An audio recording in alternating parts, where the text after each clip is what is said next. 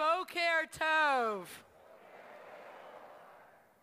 Late this summer at our Shabbat table, one of my guests and a good friend made the following statement and asked this question. Synagogues are going the way of the dodo bird, and there is no need for denominations any longer. Why will the reform movement matter to our children? Yeah, folks, this from a good friend. With a wave of her hand, she dismissed our work. In my head, I was screaming, fake news, and thinking, wow, with friends like her, who needs Bibi Netanyahu? But I knew that my friend's intentions were well-meaning, and I understood what she was really asking. And I know that many of you in this room today share her concerns and have similar questions. She wanted me to calm her fears, to rebut the seemingly endless prognostications that we Jews, particularly Reform Jews, will not survive. She was looking for me to debunk the pundits that proclaim that the real Jews are the ultra-Orthodox, that our synagogues are frozen in 1980s tundra, that our adult children don't care, are unlikely to marry Jews, join our shuls, or have Jewish homes. I took a deep breath, and I began to tell my guests about our work. And that is exactly what I want to do today with all of you, so that you will leave this biennial filled with purpose, with optimism, and with a greater appreciation of all the ways this movement matters to you, to your families, and to our world. Over the last 2 years, I have had the honor and privilege and the responsibility to represent this movement in Washington and in Jerusalem, at presidential palaces and at our congregations, both modest and, well, not so modest. I have registered voters, marched with other religious leaders, convened, consulted, and considered with Reformed Jewish leaders, young and old, clergy and lay, from around the globe. I have learned from and prayed with Jews of every hue, political perspective, and sexual orientation. I have loved it all, even when it was rough, a little scary, or tiring, because I was clear in our purpose. Here's what I understand better today than I did 2 years ago. Reform Judaism matters. Our congregations matter. And you, every single one of you here matters. When we act as one movement, we can create a world that is more compassionate, just, and whole. Rather than me telling you, let me instead share 3 perspectives. Perspective 1. There are probably a few hundred current or past presidents here today who have had to give that High Holy Day speech. Raise your hand if you are one of them. Woohoo! I'm willing to bet that only a very few of you have received a standing ovation after giving it. Well, after watching this YouTube of David Astrof president of Washington Hebrew Congregation in D.C., give his talk, I stood up and cheered along with the congregation. I called Mark Palavin and I said, "Take me off the Biennial program. Let David give this speech." Mark made the brilliant suggestion that instead we show a clip. This year, I have realized more than in any prior year of my life how important it is to me to be a Reformed Jew in America today. As Reformed Jews, we learn that we cannot sit idly by in the face of hatred, suffering, and strife. How often we hear that although it is not our responsibility to fix everything, it is absolutely our responsibility to do something. As Reformed Jews, we learn and we know that we cannot ignore that responsibility. It does not matter if there are laws requiring us to treat our fellow human beings with respect and dignity. We know as Reformed Jews, individually and collectively, it is our responsibility to do so. It does not matter if we have laws affording us the right to say anything. As Reformed Jews, we know that words of hate and incitement cannot be ignored, because those words can lead to unspeakable horror.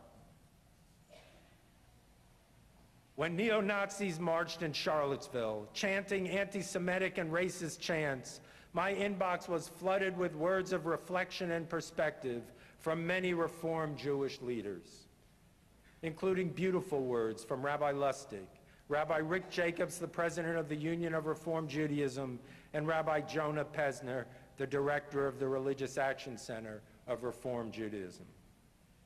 They shared that Reformed Judaism teaches us to address hate with love, ignorance with education, embrace the stranger, and shout the loudest on behalf of those who have no voice. As an American, these ideals of Reformed Judaism provided me with comfort, relief, and direction. So I am a proud American Reformed Jew.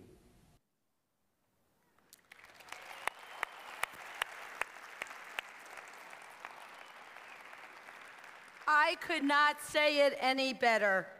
I am also a proud American Reformed Jew. I called David and asked him to consider joining our North American board, and you all elected him along with 38 exceptional leaders last night. David is right. When we speak truth to power, when we speak out against injustice, when we advocate and fight for those most vulnerable among us, when we partner with God to repair the world, we matter. This is why. Second perspective. Earlier this year, I attended the NIFTY convention. I learned an invaluable lesson from Catherine Fleischer, the then NIFTY president, now immediate past. This remarkable young woman co-taught, talk about scary, a Devar Torah with Rabbi Jacobs that I will never forget. Coming from an interfaith household, I certainly never expected to find myself so at home in the Jewish community. It breaks my heart to know that within our own Jewish community, some people wouldn't even consider me, some of us, Jewish. And I know that I'm not the only one in the room with this background. I know I'm definitely not the only one here who understands the value of finding a home in this community without judgment of the background that we come from. I also know that I'm not the only one here who's doubted their place in this community, that despite the warmest of welcomes, we felt some doubt. For instance, when I hear people talk about intermarriage being the death of Judaism, it hurts. It hurts deep down inside. It makes me question my Judaism. It makes me question my leadership. It makes me question my faith. It makes me wonder if all of it isn't as valid as those around me. The most harmful part about questioning someone's place in a community is that it instills a little bit of doubt. And that doubt makes them think that maybe I don't belong. I find myself asking, am I Jewish enough to read Torah? Do I deserve to be standing up here? If I get through this, will that mean I'm Jewish enough? I'm willing to bet that most of you have experienced something similar. Maybe you didn't experience it in NIFTY, but in some other community that you're a part of. Experiences and feelings like these are why we have to continue to widen our doors, why we have to continue to open our minds, and why we have to continue to warmly welcome anyone who wants to find a home in our community.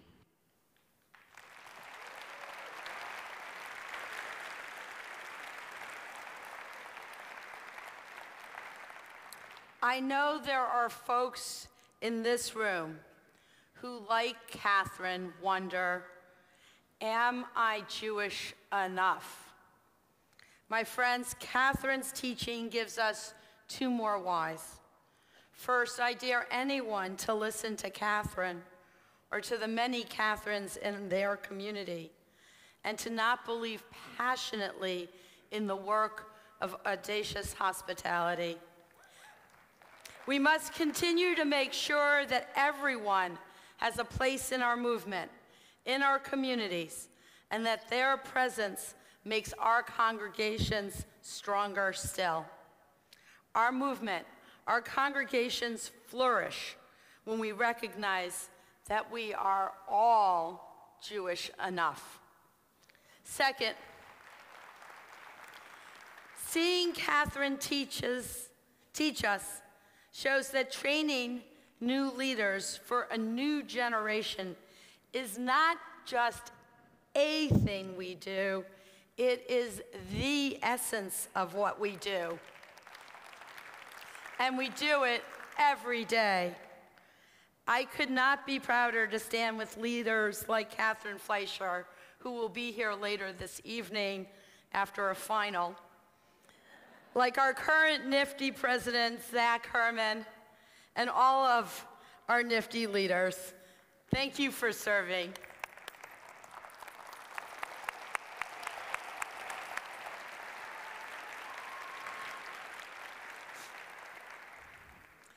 Seven weeks ago, our beloved URJ Camp Newman was destroyed.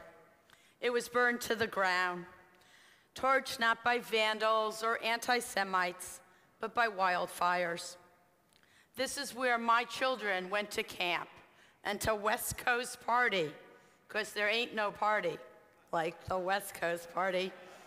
And we, my husband, Jim Heeger, and I got to dream and lead a phenomenal group of other Jewish leaders in creating the preeminent sacred space for Jewish living and learning in North America, in Northern California.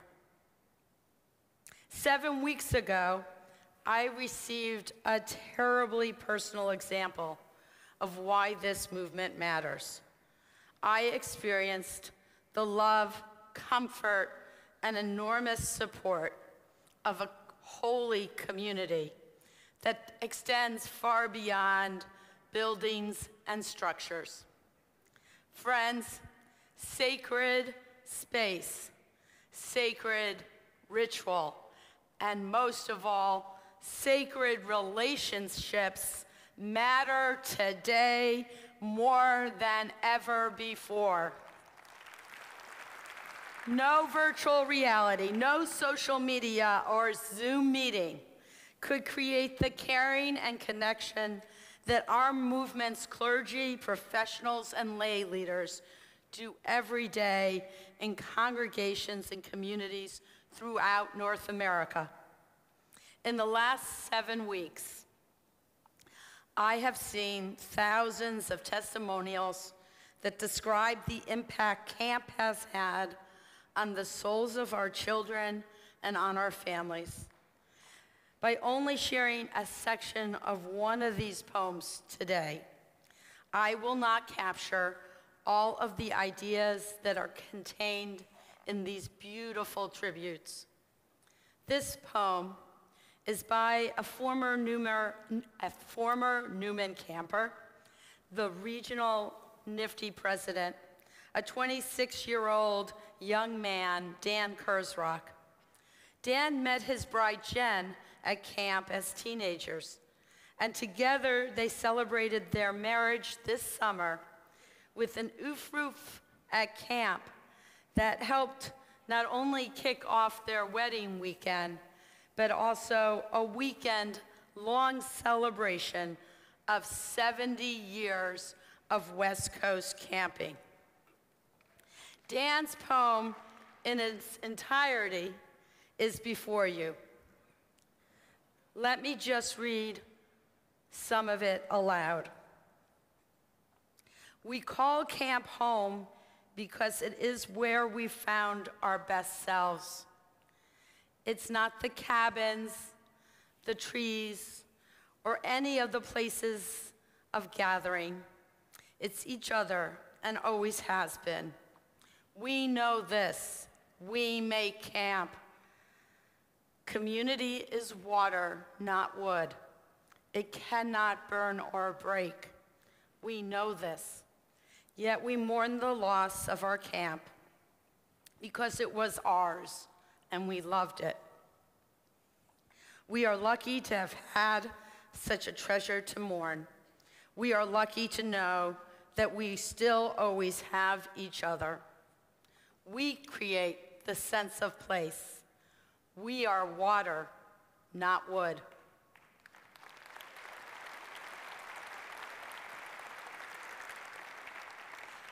Just 23 days after camp was destroyed, we announced the plan for summer 2018 at Cal Maritime, Camp Newman by the Bay. Friends, there will be 70 plus more years of camp memories. We are water, not wood. We create what matters. We build strong communities, and together we inspire Jewish life that matters. We have a tradition at Camp Newman that I would like us to adopt here at Biennial. We ask visitors, campers, and staff to fill in the following statement: because of camp. Here are two examples that I have written. Because of camp, I have lifelong friends. Because of camp, I was able to get over my fear of public speaking. Sort of. Today and throughout this biennial, let's each of us fill in this statement. Because of the reform movement. Because of the reform movement. Because of this movement. Take a minute and think of how you might answer this. Jot it down, put it in your phone, tweet, Facebook it, whatever later. But just take 30 seconds right now and make at least a mental note. How do you answer this? Because of this movement.